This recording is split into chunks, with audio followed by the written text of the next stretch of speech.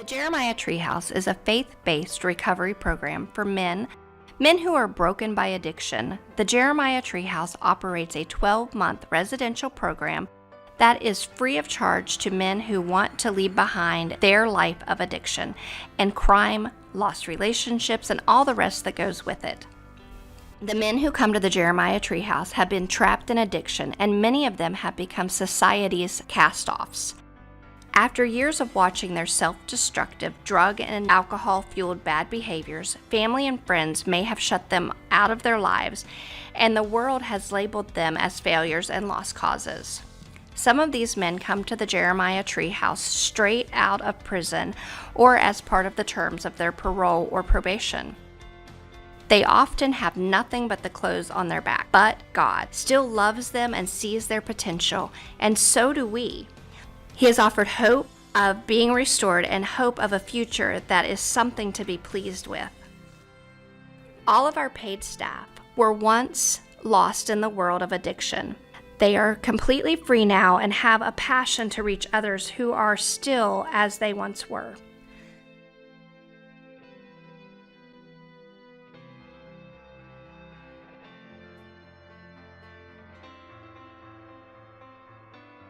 I started using drugs and alcohol when I was 13.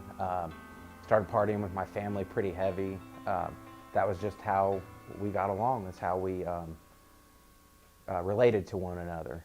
I didn't realize how far I was lost, how far I was gone, and just not able to get out without the help of something greater than me. At the Jeremiah Tree, we don't just offer sobriety, we offer salvation in Jesus Christ. And that to me is the key, right? My sobriety is nothing without my salvation. My sobriety I found in my salvation. Giving to the Jeremiah Tree, I would encourage it. I would say don't do it rashly, don't do it without prayer, but prayerfully consider it. And consider it this way. You're not giving to us, you're giving to help fund Jesus' ministry, right? We are trying to be the hands and the feet of Jesus Christ. It's not to pad our pockets, it's not to buy new stuff here. It is strictly to serve the men, encourage them, and give them. A lot of the guys come in, they don't have anything. And they don't have anybody out there. So, if we have the extra money to where we could say, hey, we're going to the store, let us get you something, or let us do this or do that, that goes so far when you have nothing.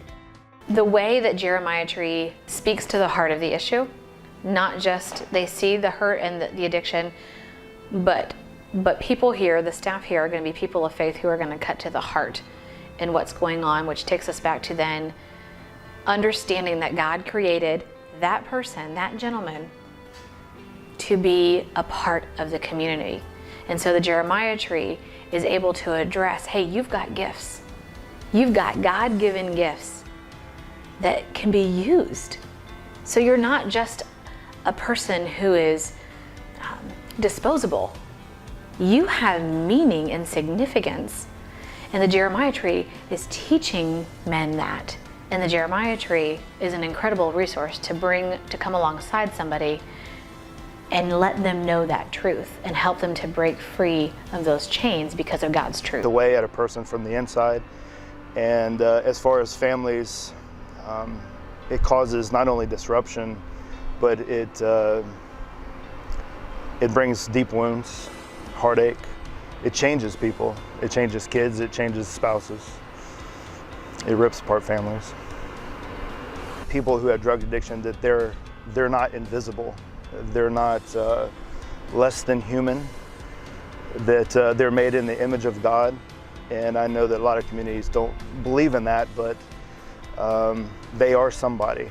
And so not ignoring them and bringing light to the situation, that it is serious. And that it doesn't just affect the poor, it affects the middle class, it affects the rich. And it's a problem that affects everyone. And so it is a problem that everyone has that can be a part of a solution.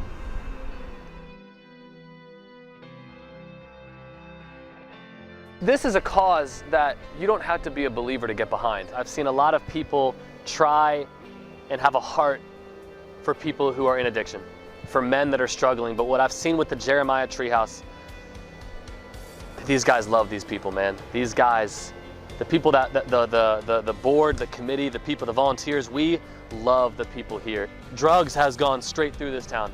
Drugs has made such an impact to this town, and like, wherever you are spiritually, like, you can appreciate the fact, but the reality is there are people who struggle with drugs, and someone needs to help them, and we want to help them.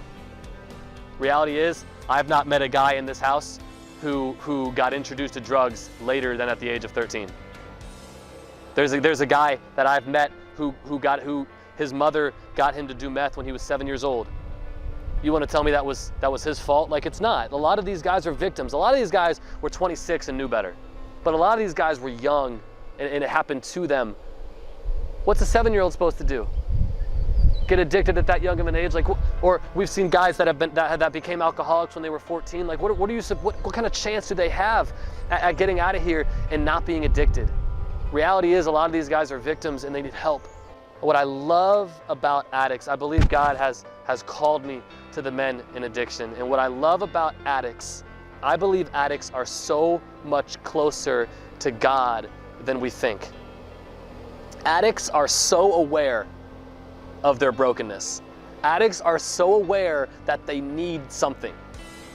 Because if they didn't need anything, they wouldn't be doing drugs. Like, they know life is incomplete without something bigger and beyond them. So they run to drugs or alcohol or women or whatever. There's a reason people run to things that are wrong. Because we know that we need something more.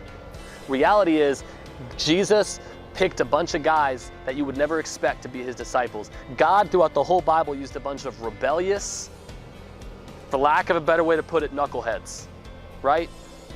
And they turned the world upside down.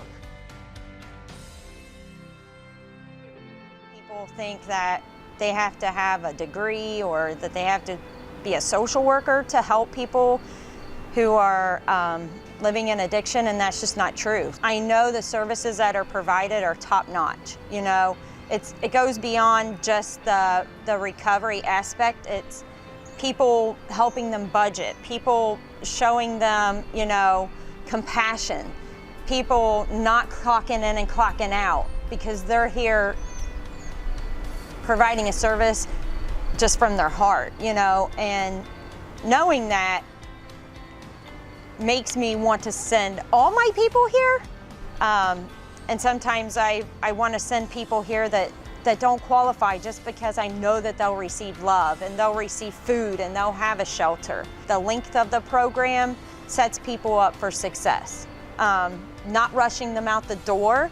I was living at the YMCA in Columbus, and I was a huge weed smoker, and that was like the first thing I would reach for is my weed and stuff. I never went anywhere unless I had a doctor's appointment, or, you know, I just would stay in my room. I was so used to being by myself and then going in an environment with other men, and I had to adapt and learn how to accommodate and, you know, be open-minded and be respectful towards others as well. This program has taught me to get more in touch with my spiritual side. Instead of reaching for weed every morning, I reach for my Bible. I have a job now. I didn't think I'd ever work. This program I've learned a lot about myself through this program, and I'm very grateful for being here. You know, before I was like, I was in and out of jail and prison, and, you know, homeless, and, you know, I didn't have any self-worth, and now I do. Like, you know, I never thought I'd be the one working 40 hours a week. I get praised all the time. I never thought I'd be a hard worker like I am. I hope that my testimony can help others, and I hope that I can